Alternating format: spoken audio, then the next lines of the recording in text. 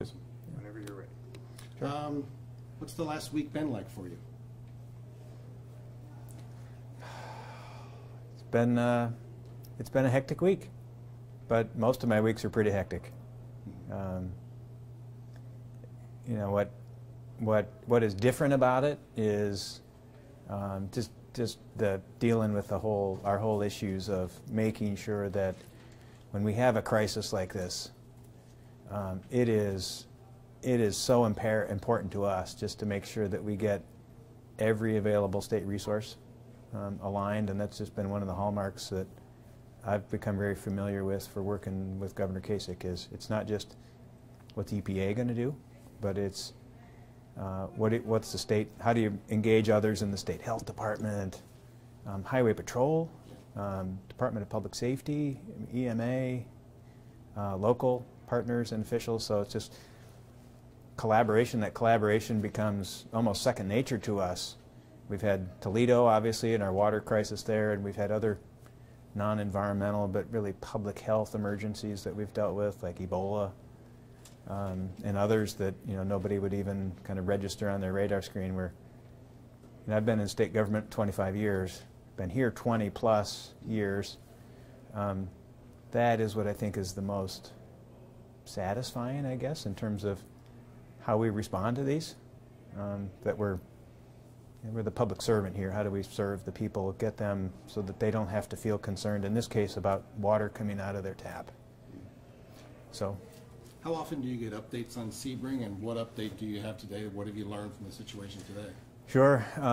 It's just been a constant immersion for me in this since I learned about it, was fully briefed about Sebring and their issues on Thursday of last week. And so the update I have for you today is really a build off of yesterday. I was in Sebring, met with the mayor and the village administrator, solicitor, and the president pro tem of the council. Had my drinking water chief, Mike Baker, with me, and Jerry Rao, who's the head of our financial assistance agency. And I had spoken to the mayor, suggested that I come up, and he was thankful that we did. Fantastic meeting, very cooperative, collaborative. We're able to talk through the requirements, and we sent them a very detailed communication on January 21st, in addition to those violation notices to the water operator. But we said, you have some things that you need to get done immediately, and then there's some longer-term things that you need to get done. One, are you making progress? Two, can we provide you any explanation? And three, how can we help you accomplish those? So it was very productive. Mm-hmm. Do you think those things are being put in motion? Are they being done? Absolutely. Left that meeting with a high level of confidence that the medium and long-term issues we asked them to accomplish, which was hire a professional engineer to come in and help them make immediate and long-term adjustments to their water chemistry in their plant, so it is not leading to this lead leaching process in the individual homes where there may be lead piping.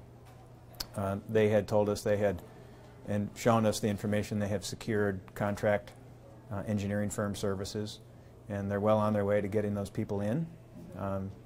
We have been coordinating with the federal EPA too. They have, we're blessed, frankly, to have a research office of US EPA here in Ohio. It's the Office of Research for Water, believe it or not, in Cincinnati. So we've worked with them very closely on any number of issues, including harmful algal blooms, and they've got particular expertise in lead. So we're making arrangements. There's some of their staff, they're all mobilized in Flint, but they're actually bringing a few of their staff into Sebring to help provide, again, some really targeted technical assistance to Sebring next week. Are there more homes testing positive for lead in Sebring? There are more homes being tested. The village, one of the requirements that we put in front of the village, it said, in addition, for any home that is tested over 15, and in that, right now we've got 3. There's only 3 homes that we were aware of from our testing that we did over the last weekend. There were 3 homes that were above that action level of 15 parts per billion. But we also required that the village offer and pay for testing to any homeowner in the village that would like it. And if they were testing above this action limit, to also provide them bottled water and/or water filtration, point of use. So I know, and I could see when I was there, the village has been securing water bottles, appropriate water bottles, and giving proper guidance to the residents on how to collect the samples. There were people picking up bottles and people bringing water back. They're sending that off to the lab. So I don't have a result back as those come in, but I know they're doing extensive voluntary testing across the community. How serious is it that kids have tested positive for lead? It's serious. The notion that minimizing the exposure to lead is the absolute objective. And I'm not a physician, but when we talk with our Department of Health experts and our medical director for the state, minimizing the exposure, whether you're a child or an adult, is critical. There's a variety of ways that you can be exposed to lead. Water is one of them. The more predominant exposure pathway for children is paint. And I know they did some lead screening clinics. They had identified, I don't know how many children, just a handful of children that had elevated levels of lead in their blood, and that our epidemiologists in the Department of Health, local health departments, are now following up and doing a more in-depth research with those homes and families to find out what that trigger was. So we don't know what it was, but by the fact that we're doing the screening, we're figuring out if there were significant lead exposures. Now, the health department had indicated to us that they have not seen an increase historically over time here, an increase in lead exposure. So I think that's pointing to the notion that it's not a water-related exposure issue, but we just don't know yet. The number I saw from Sebring was 21 parts per billion in one test. The number I saw from Flint was 27. Those numbers seem close to me. Is that a concern? Oh, it's a concern. Anything above this federal action level of 15 is a concern. I think there's some real important differences here about Sebring, Ohio, and Flint. 27 was an action level. The maximum number that we had seen in any test results we've done was 28. Compare that with the maximum level that you've seen in Flint of over 13,000, or many, many results above 1,000 and 100 from what I've read in the reports. So one, there are large numbers of many exposures in Flint, whereas we have a very small number here in Sebring. And our numbers are very close to the federal standard. And they have many that are well above that federal standard. Let's talk about the entire process when this all started. What did your regional office do in August when the lab results came back positive? So I know Sebring was doing their triennial testing in July, August, and September was their quarterly for testing. And if I remember correctly, they were doing their testing in August and September. And they're not required to do all that testing all at once. So I think they were going out on certain days getting some tests, and those results are coming back. There's 3 or 4 real important dates to keep in mind.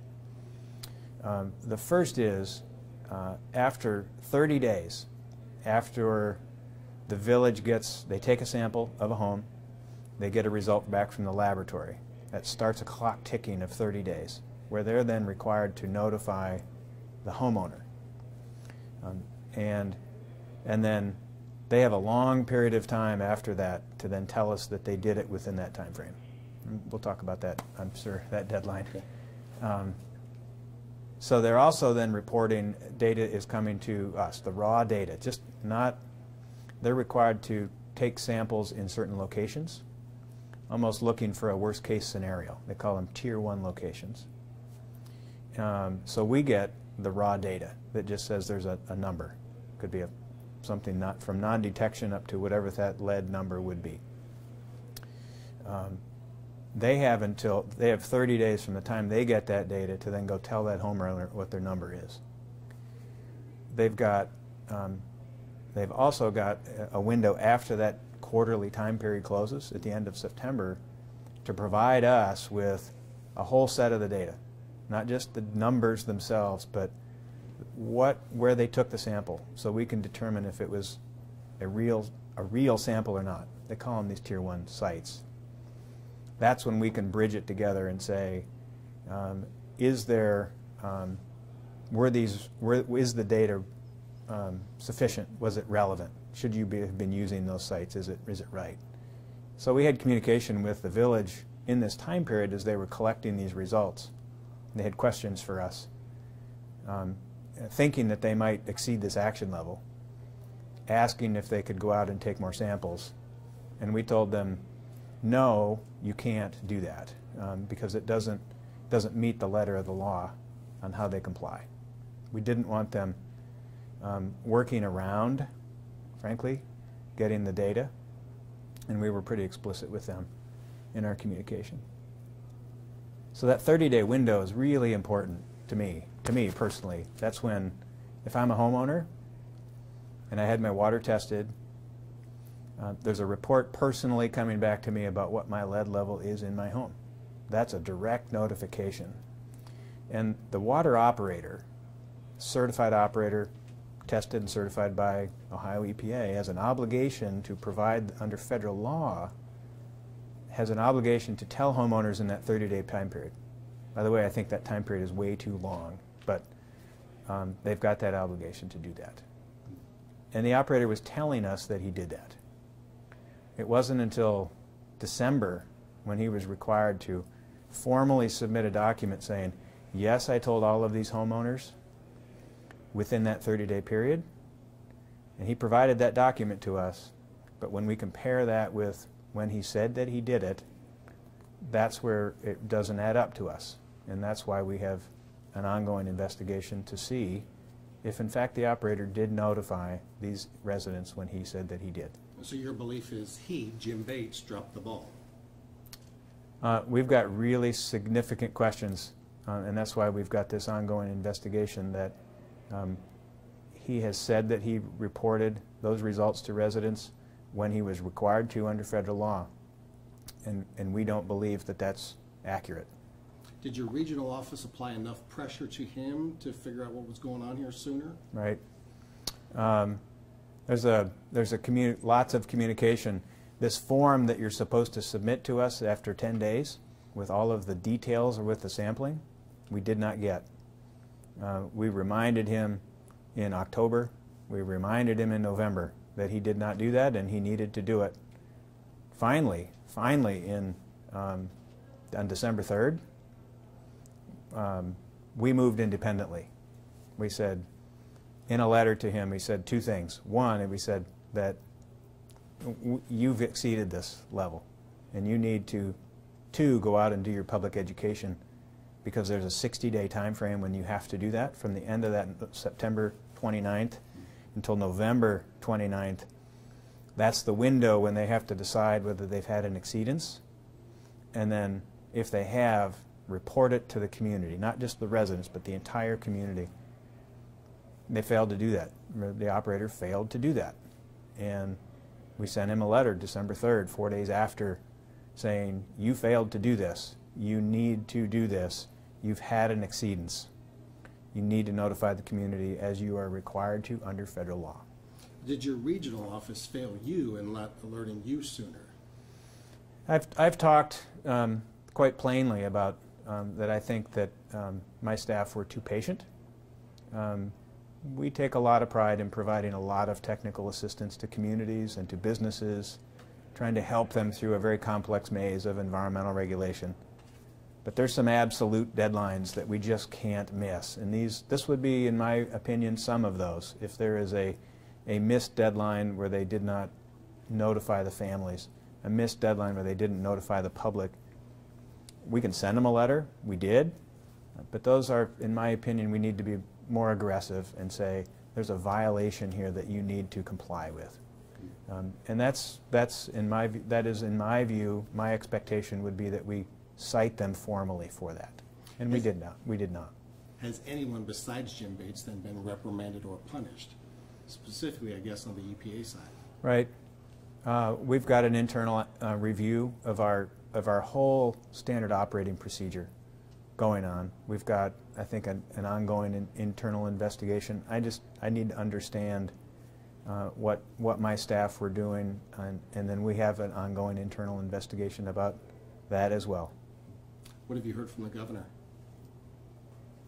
I just keep giving the governor briefing, letting him know where we are, much like this conversation today, all of the fundamental issues we're dealing with, and more so just how we're trying to continue to reach out, provide as much assistance to Sebring as we can. As this keeps going on, could Sebring homeowners ultimately be required to replace their own pipes? You know, that is kind of this larger national question. There's a lot of homes in the country that have lead in their piping, or they may have a lead service line coming in from the street, and I think technically the resident owns that.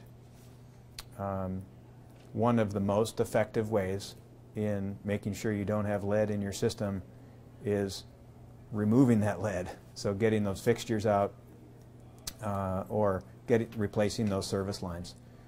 The other is you provide water that is not acidic, so it doesn't cause this leaching potential. And so there have been fewer instances where people have actually replaced their lead lines rather than just focusing on supplying water that does not set up a condition to leach that out of their system. Let me backtrack for 1 second real quick. Sure. What changes will you make in your office following this latest matter and your investigation as it goes forward? I think we'll make several, both on how we use our standard operating procedures here with the regulated community. Like I say, I think there's some really hard deadlines in situations like this where we say there is a state or federal requirement for somebody we regulate to do something. And we can provide notice to them up front. We can provide technical assistance to them up front. We can help them. We've got lots of tools to do it.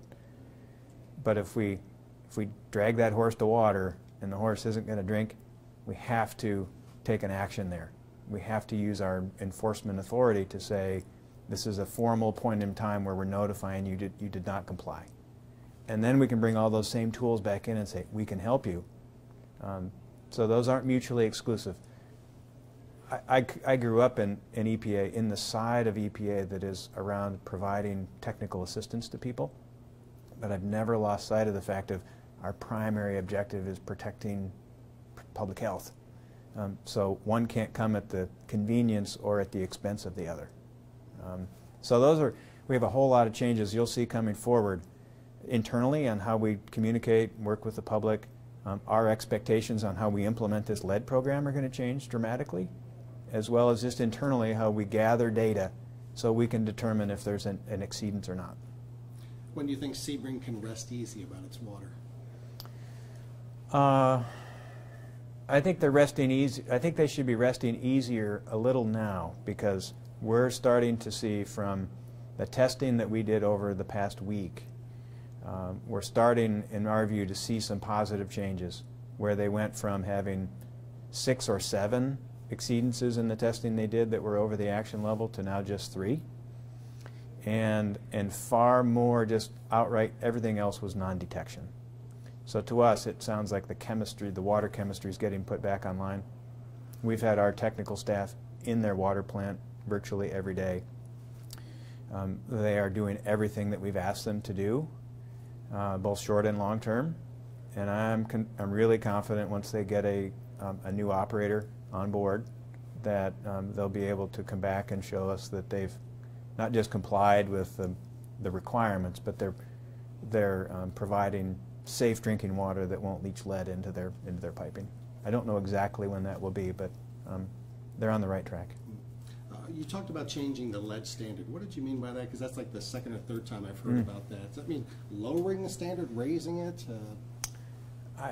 The federal action number is the federal action number. I think my idea is, I'll go back to the discussion we had before about just lead and how important it is to not be exposed to lead.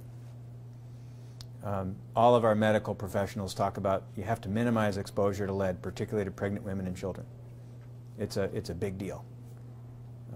But the federal lead program that we implement, it's an administrative response to in a more chronic way. So we went through and we talked about a 30-day deadline to report it to a homeowner, a 60-day deadline to say if you have a system-wide exceedance. And if you do, when you put out your public education campaign, that's the only thing you need to do, is to say, we've got an exceedance, here's a fact sheet with some recommendations. It doesn't, and homeowner, it's now your obligation. It's your requirement. It's your responsibility to decide if you want to follow any of these. It doesn't say on the federal EPA guidance that if you're pregnant or that you're a child or if you have children that they shouldn't drink the water. We had to go to CDC and ask them, and they said that guidance should be much stronger. So that's the change we're making, and that we made here in Sebring, is to say if you're a pregnant mother or a child, you should not drink the water. You should find alternate water supply. Others, you can do that, and here's recommendations on how you can do it. So that's one change. Others, these time frames of reporting, way too long. They're way too long. 30 days to tell a homeowner if they have high lead levels in their water? Come on. It has to be shorter. 60 days to tell the community that they've got a problem? It's not good enough. 90 days for the operator to finally come back and certify that he told them in 30 days? Doesn't work. So we will be developing what I call the new normal, and what our expectations are going to be for every one of our 6,000 public water systems in the state, on how they comply with what our expectations are relative to implementing this program. Okay. Anything else you'd like to add? No. Okay. You? Appreciate your time. No. Give you more than you were looking for, probably, but No. good. I've heard a lot about that lead standard and you know, wanting to increase it. So I mean, I've also heard in, like yesterday, and I think mostly yesterday, that there seems to have been confusion, where some people were saying. That's right. There is no safe level for lead. That federal action number is 15. There was some, I think, a misunderstanding with the school as they were hearing it, that the method, the lab that we were using at the health department, they can only test down to 5 parts per billion. And so anything less than that, it's just a non-detectable level. So I would think there was some confusion about that we were able to clear up with the school district yesterday. So we see big changes coming. We would like to see some of our congressional partners here, you help us do that and say we need to have, it's far long overdue for a debate about what our lead program should look like in this country. The federal EPA has been working for over a decade on what changes should be, and they've not been able to pull the rabbit out of the hat and get this done. So again, Ohio's going to lead the way, and you'll see some changes in expectations, and I think some people will have a lot of questions for us about why, but when we look at it, we think it's the right thing to do.